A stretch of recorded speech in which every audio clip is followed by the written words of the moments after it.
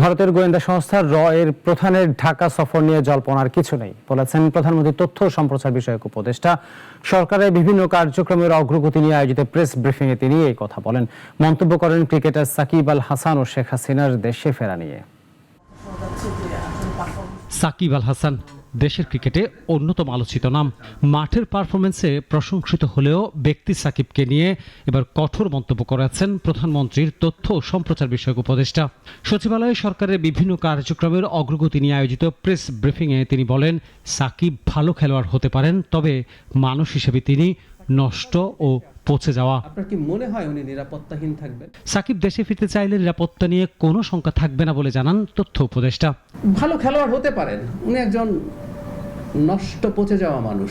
যে মানুষ হাসিনার সাথে অ্যালাইন্ড হয় এবং এখনও অ্যালাইন্ড থাকেন, সে 5 তারিখে তো তার বক্তব্য এসছে।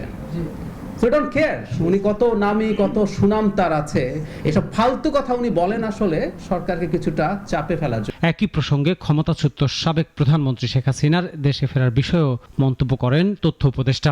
হাসিনাও যদি বাংলাদেশে আসেন, উনি তো বলছেন ডিসেম্বরে আসবেন, আমি বহুবার বলেছি তিনি যদি আসেন পূর্ণ নিরাপত্তার সাথে তিনি আসবেন, পূর্ণ নিরাপত্তার সাথে তিনি বিচারিক প্রক্রিয়ায় যাবেন, পূর্ণ অধিকার ভোগ করবেন বিচারিক প্রক্রিয়ায়, যা যা করা দরকার। তারপর আদালত যে সিদ্ধান্ত নেবে সেটা আমরা সবাই মেনে নেব।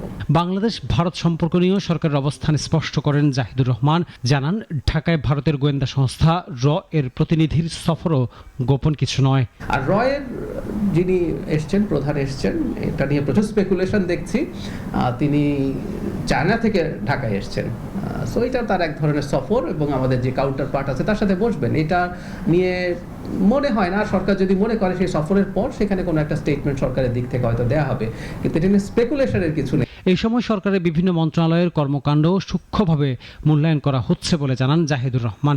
180 দিন শেষে প্রধানমন্ত্রী নিজেই সরকারের অর্জন, সীমাবদ্ধতা ও ভবিষ্যৎ পরিকল্পনা জনগণের সামনে তুলে ধরবেন বলেও জানান তিনি।